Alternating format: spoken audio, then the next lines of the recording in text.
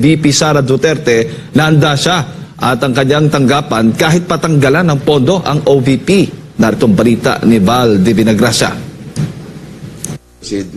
Inirekomenda na ng House Budget Committee ang pagtapya sa panukalang pondo ng Office of the Vice President para sa susunod na taon. Sinabi ni House Appropriations Senior Vice Chair Stella Kimbo, mula sa hiling na higit 2 bilyong pisong pondo ng OVP, magiging higit 700 milyong piso na lamang ang ilalaan sa OVP para sa 2025. Ibig sabihin, nasa halos 1.3 bilyong piso ang tinapyas ng komite mula sa OVP budget. At ang natapyas na budget ay ililipat umano sa Department of Social Welfare and Development at Department of Health. Gagamitin ito para sa assistance to individuals in crisis situation at medical assistance for indigent and financially incapacitated patients. Kung maaalala, hindi sinipot ng OVP sa pangunguna ni Vice President Sara Duterte ang pangalawang pagdinig para sa budget nito sa 2025. Sa isa ring interview, sinabi ni VP Sara na handa ito sakaling hindi siya bigyan ng pondo sa susunod na taon. Handa ako sa Office of the Vice President na magtrabaho kahit walang budget.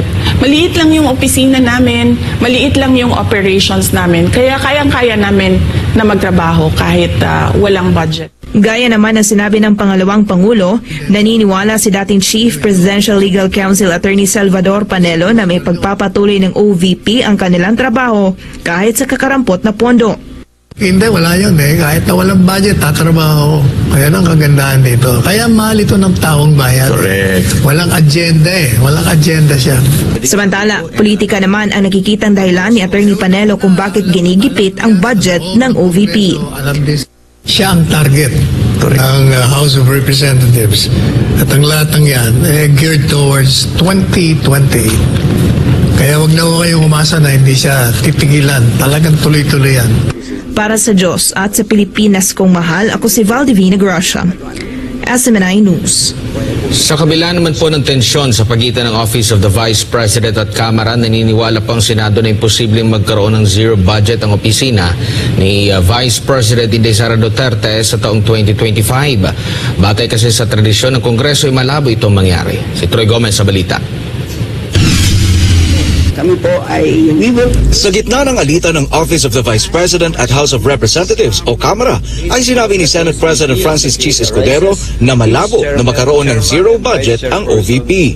Ipinunto ni Escudero na bagamat nasa Kongreso ang power of the purse, ay sa haba ng kanyang panunungkulan bilang mambabatas ay di kailanman ito nangyari. Sa Senado ay lusot na sa committee level ang panukalang budget ng OVP na nagkakahalaga ng 2.037 bilyong piso. Ngunit sa Kamara ay may mga nagsasabi na dapat itong i-defund o di kaya ay gawing zero budget. Pero ngayong Huwebes ay inirekomenda ng House Committee on Appropriations na gawing 733,198,000 pesos na lamang ang OVP budget para sa susunod na taon. Nasa 1,293,159,000 ang total ng kanilang tinanggal mula sa orihinal na panukalang budget ng OVP na nakapaloob sa National Expenditure Program. Kabilang sa binawasan ay ang OVP budget para sa supplies, personal services, financial assistance, rental expenses at utility expenses. Ang nabawas naman na budget ay inilipat sa DSWD at DOH. Kaugnay nito ay naniniwala naman si Senate Minority Leader Aquilino Coco Pimentel III at Senador Ronald Bato de la Rosa na nararapat na magkaroon ng sapat na budget ang OVP para sa susunod na taon. Sa isang mensahe sinabi ni Pimentel na ang OVP ay dapat bigyan ng sapat na budget upang magampanan nito ang kanyang mandato. Anya, ang OVP ay dapat magkaroon ng budget para sa mga tauhan, opisina, utilities, libraries, briefings, mga pulong, pagdalo sa mga conference at pagbiyahe sa parehong lokal at international. Samantala, iginit naman ni De La Rosa na kailangan pa rin ng OVP ng budget sa kabila ng pahayag ni Vice Presidente Sara Duterte na ang kanyang opisina ay makakagawa pa rin ng trabaho kahit naganap na mawala ng pondo mula sa Kongreso. Pwede siguro, saan kukuha na sweldo yung kanyang mga staff, yung mga tao sa opisina? Gayunpaman, sinabi ng senador na siya ay kumpiyansa na ang nakararami sa kanyang mga kasamahan ay susuporta sa 2.037 bilyong pisong panukalang budget ng OVP para sa 2025, alinsunod sa matagal ng tradisyon ng mga mambabatas na bigyan ng parliamentary courtesy ang Office of the President at ang OVP. Well, I am sure yung kimata sa mga senador will stand by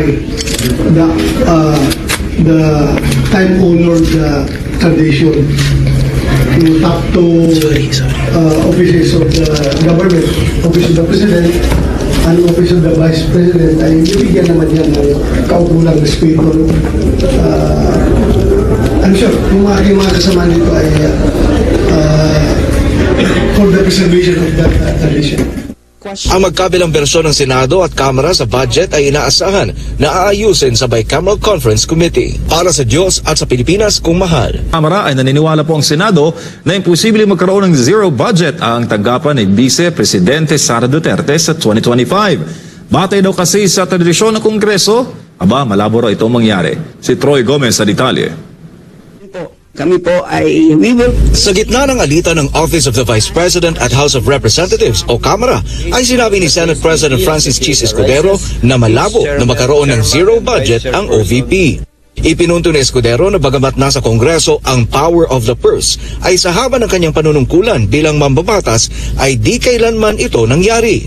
Sa Senado ay lusot na sa committee level ang panukalang budget ng OVP na nagkakahalaga ng 2.037 bilyong piso. Ngunit sa Kamara ay may mga nagsasabi na dapat itong i-defund o di kaya ay gawing zero budget. Pero ngayong Webes ay inirekomenda ng House Committee on Appropriations na gawing 733,198,000 pesos na lamang ang OVP budget para sa susunod na taon. Nasa 1,293,159,000 ang total ng kanilang tinanggal mula sa orihinal na panukalang budget ng OVP na nakapaloob sa National Expenditure Program. Kabilang sa binawasan ay ang OVP budget para sa supplies, personal services, financial assistance, rental expenses at utility expenses. Ang nabawas naman na budget ay inilipat sa DSWD at DOH. Kaugnay nito ay naniniwala naman si Senate Minority Leader Aquilino Coco Pimentel III at Senador Ronald Bato de la Rosa na nararapat na magkaroon ng sapat na budget ang OVP para sa susunod na taon. Sa isang mensahe sinabi ni Pimentel na ang OVP ay dapat bigyan ng sapat na budget upang magampanan nito ang kanyang mandato. Anya, ang OVP ay dapat magkaroon ng budget para sa mga tauhan, opisina, utilities, libraries, briefings, mga pulong, pagdalo sa mga conference at pagbiyahe sa parehong lokal at international. Samantala, iginit naman ni De La Rosa na kailangan pa rin ng OVP ng budget sa kabila ng pahayag ni Vice Presidente Sara Duterte na ang kanyang opisina ay makakagawa pa rin ng trabaho kahit na ganap na mawala ng pondo mula sa Kongreso. Pwede siguro, saan kukuha ng sweldo yung kanyang mga staff, yung mga tao sa opisina? Gayunpaman, sinabi ng senador na siya ay kumpiyansa na ang nakararami sa kanyang mga kasamahan ay susuporta sa 2.037 bilyong pisong panukalang budget ng OVP para sa 2025, alinsunod sa matagal ng tradisyon ng mga mambabatas na bigyan ng parliamentary courtesy ang Office of the President at ang OVP. Well, I am sure yung kimata sa mga senador will stand by the time-honored tradition to top two offices of the government, Office of the President and Office of the Vice President, ay bibigyan naman yan ng kaukulang respeto. I'm sure yung mga kasama nito ay for the preservation of that tradition. Ang magkabilang bersyon ng Senado at Kamara sa budget ay inaasahan na aayusin sa Bicameral Conference Committee. Para sa Diyos at sa Pilipinas kung mahal. Troy Gomez nag-uulat, SMNI News. Attorney, ano masasabi mo sa report na yon? Well, alam mo, yung zero budget,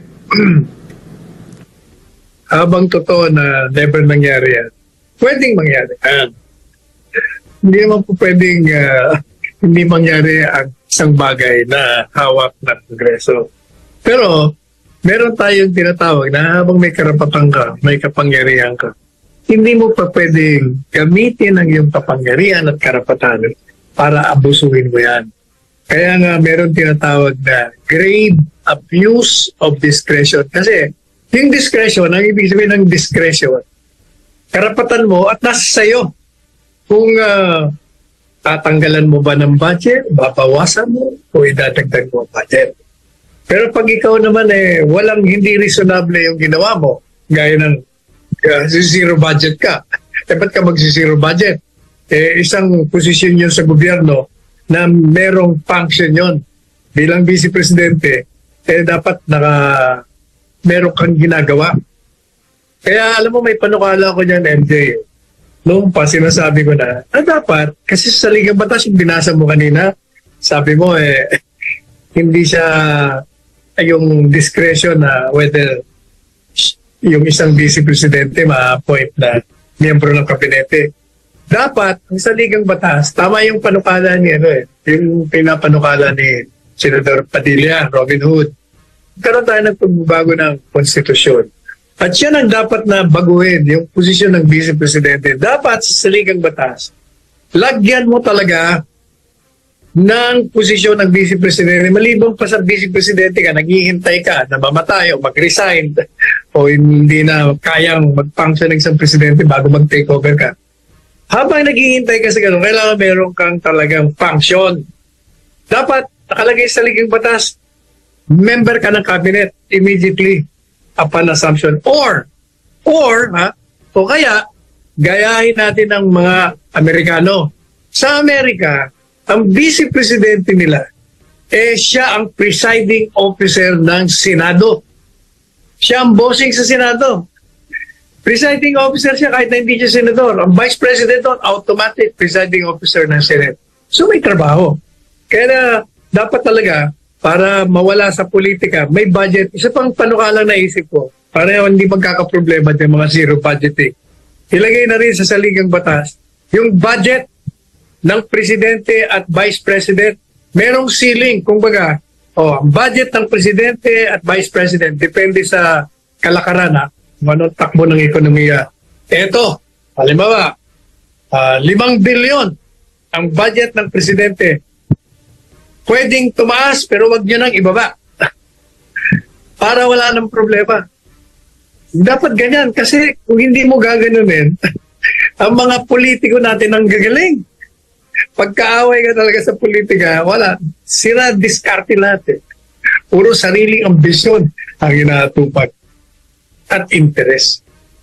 Sir Rizal, marami rin nananawagan sa ating mga kababayan, sa ating mga viewers din na nagko-comment sa ating social media na dapat raw televised at well-publicized po yung mga changes na nangyayari po sa Bicameral Conference Committee. Ang nangyayari na po kasi parang lumalabas na black ops at sila-sila lang closed-door meeting ang nagbabago po sa mga final details para po sa taunang pondo na kanila pong binabalangkas at binubusisi at ipinapasa. Matagal ko nang sinasabi ang kontrang-kontra ako sa bicameral conference. Diba? Kahapon na sinabi ko, pinag-usapan natin yan. Sabi ko, yung bicameral conference, para sa akin, bilang abogado, yan ay unconstitutional. Sapagkat dumaraan sa isang maliit na grupo, yung pinag-usapan na doon sa Kamara de Representante at Senado. Nagkausap na sila. Pagkatapos, may maliit na grupo na kumakatawan doon sa dalawang sangay, pag-uusapan nila kung ano tatanggalin, ano yung dadagdag. Hindi po pwede yan. Walang pumupunta sa Korte Suprema para i-declare yan unconstitutional. Dapat wala na yan. Kung ano, yung napag-usapan sa Kamara, sa Senado, dapat yun ang ma-aprobahan sa plenaryo. Huwag nang babaguhin ng ilang tao. Attorney, may poll kanina ang ating palatutunan, yung Pulso ng Bayan. At ang tanong doon, pabor ba kayo, mga Pilipino, mga kababayan, na tapyasan po ang 2025 budget ng OVP? Sagot ng viewers, hindi, 98%. Dalawa lang ang yes, pumabor. At may 1% lang ang hindi pa nila masasabi yung kanilang posisyon. Mahigit sa 2,000 yung bumoto sa ating poll. So, meaning, by that alone, masasabi natin, Attorney Sal, na hindi talaga approve sa taong bayan yung ginagawa ngayon sa Office of the Vice President. How much more kung magkakaroon pa siguro, Attorney Sal, ng mga survey in the coming days ahead? Sa akin, hindi na kailangan ng survey. Parang dyan, sentido común. Pag may posisyon ka, ay kailangan may budget ka. You don't need a survey to approve or disapprove. That's common sense. You need money to fund services. You need money to fund projects. You need money to fund whatever projects you have in mind to serve the people. Ganun lang kasimple yun. Last Wednesday, Attorney Sal, ay ginunita po ng buong mundo yung malagim na terror attack on 9/11. At meron pong mga column, ang ilan sa mga batikang kolumnista dito sa Pilipinas. At may nagsabi doon na parang meron daw tayo, Attorney Sal, na political 9/11 na nangyayari ngayon sa Pilipinas. Lalo na yung mga abuso na nangyayari dyan sa House of Representatives na naiiba na yung mandato ng mga mambabatas. Ano masasabi mo doon, Attorney Sal, na ginagamit yung contempt powers on massive attacks? Kasi kahapon, mayroon na naman pinakontempt ang Quad Committee at nagsasabi na parang lumalabas, pag hindi nila nagustuhan yung sagot mo, i-contempt ka namin, Attorney. Pwede ka naman pumunta sa Korte Suprema kasi gaya ng sinabi ko, whatever right or power you are given by the Constitution, and that power or right cannot be gravely abused. Meron nang dinala sa Korte Suprema yan, may kinontempt. Pero sabi ng Korte Suprema, ay mali ang ginawa mo yan, hindi pa pwede yan. Takbo kayo sa Korte Suprema. Meron din ako nabasa, Attorney Sal, na sinabi po ni Cito Beltran na it seems na meron daw ngayon at kinababahala nila na yung nagkakaroon tayo ngayon ng defeated spirit of Filipinos. Imagine, kung yung may kaya daw sa buhay ng mga Pilipino ay patuloy ang plano ng mga ibang bayan, no? O ang iba ng ibang bayan sa paghahanap po ng mas mainam at mas komportableng kabuhayan o buhay, ano na naman kaya ang imagine daw kung ano ang pag-iisip, no, or lagay ng mga ordinaryong Pilipino. Yung may mga kaya, nag-aabot pa nga, iniiwasan, no, umiiwas sa Pilipinas. Pero yung mga walang kaya, parang meron daw ganong ngayon, Attorney, atmosphere sa bansa. Malabo naman yung kanyang mga pag-a-analyze na yun. Unang-una, yung mga ordinaryong tao, hindi isipin yun. Ang ordinaryong tao iniisip.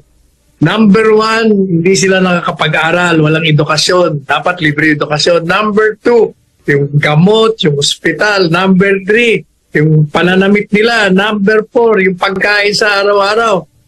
Pag yun nagawa mo na para sa kanila may iisip yung pag-iibang bayan, pagliliwaliw. Yun. Masyadong mababaw yung analysis ni Cito. Attorney Sal, meron ka bang napapansin na pag-iral ngayon ng kumbaga soft state? Kasi by definition, yung term daw, Attorney Sal, na soft state is characterized as a general lack of social discipline signified by many weaknesses, deficiencies in legislation, and in particular in law observance and enforcement. So, pag meron daw soft state, yung corruption daw matindi, a phenomenon that seems generally on the increase. Meron ding isang kolumnista na nagsulat nito, Attorney Sal. Meron bang soft state ngayon sa bansa? Wala yung mga soft, hard, mga kung ano-anong state.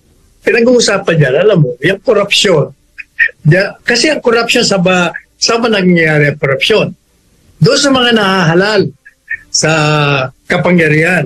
Yung mga nahahalal naman, ina-appoint yung mga nandyan sa whether executive, legislative, or sa judiciary. Yung mga corrupt na mga opisyal, sila ang nagpasimuno yan. O ang tanong, sino nag-aalala ng mga corrupt? Hindi ba ang taong bayan, ang elektorado? Bakit nahalal ang mga corrupt? Simple. Balik na naman tayo. Kulang sa edukasyon ang mga tao. Pag yan ay pinag-aral mo at magagaling ang mga takbo ng utak niyan, marurunong, hindi iboboto yung mga walang yan. Ganun lang ho kasimple yun. Pag wala ng korupsyon, di ba ayos ang takbo ng Pilipinas? Ayos ang pamamalakad ng lahat. Kasi edukado. Ang number one example dyan ay ang Singapore. Yan Lee Kuan Yew, nung naging presidente, ang una niyang ginawa, pinag-aaral niya lahat na Singaporeans. Edukado lahat yan. Kaya tingnan mo sila. Siguro mas mainam din, Attorney Sal, na isama yung voter education sa basic curriculum, no? May voter education, mali yan. Ang mahalaga, pag-aralin mo muna lahat ng Pilipino, edukasyon mula prep hanggang college. Kailangan maging edukado ang mga Pilipino. Yan ang number 1 na solusyon ng lahat ng problema ng ating bansa. Pag yan ay nagawa mo, papunta tayo lahat sa pagunlad ng ating bayan. Oo, mainam na ginawa niyan ang mga pundasyon, mga ganyan, Attorney Sal, yung free tertiary education, no? Na tinatamasa ngayon dahil kay dating Pangulong Rodrigo Duterte. Ay maganda. Diyan, meron din akong puna dyan. Matagal sinabi kahit kay Presidente Duterte. Maganda yung pinirmahan mo. Pinirmahan mong free education. Ang problema, nung sinuri namin yan, o sinuri ng mga marurunong, tinignan nila, free education na college. Naku, yung pala nakikinabang, yung mga mayayaman, yung mahihirap, hindi. Bakit? Sapagkat, bago ka magkaroon ng free college education, kukuha ka muna ng entrance examination. Bagsak ang mga mahihirap. Ang nakakapasa yung mga pinakamayayaman at mga nasa middle class, upper middle class. Bakit? Sapagkat handang-handa sila mula sa pagkabata. Magandang edukasyon nila. Samantala yung mahihirap, kulang ang edukasyon, kulang ang pera, kulang ang pananamit, kulang pamasahe. Kaya hindi ready ang kanilang mga utak. Kaya bagsak. Ang nakakapasa lang sa kanila, wala pa yatang 7%. Yung 93% comes from the highest, richest families in the Philippines as well as families in the upper middle class. So, yan ang problema. Kaya dapat baguhin yan. So, Ibigay natin ang budget. Dami natin pera eh. Hinanakaw lang. Papag-aralin natin ang buong Pilipinas na libre. Yung mayayaman naman, hindi magpapalibre yan. Gusto nila yung mga private. Dapat ganyan yung mga talakayan sa Senado, Attorney Sal. Hindi yung mga POGO, EJK, sa Kamara, no? Babaw. Ay, hindi nila... Okay. Yung iniisip mo, hindi nila gagawin yun. Alam mo bakit? Gusto nilang manatili na ignorante ang mga Pilipino para manatili sila sa kapangyarihan. Kasi, pag edukado na, yung mga tao dyan, na mga korap, mga puro pang sarili, hindi lalabas siya. Hindi iboboto ng mga tao. Hindi sila madadala sa impluensya, ang mga botante, hindi madadala sa pananakot, hindi madadala sa utang na loob, hindi madadala sa pakiusapan, hindi madadala sa bilihan. Yan ang kagandahan ng isang edukadong elektorado. Hindi madadala sa mga budots, Attorney Sal, ano? Mga pasayaw-sayaw, ano? Pakanta-kanta, parang ganon. At yan.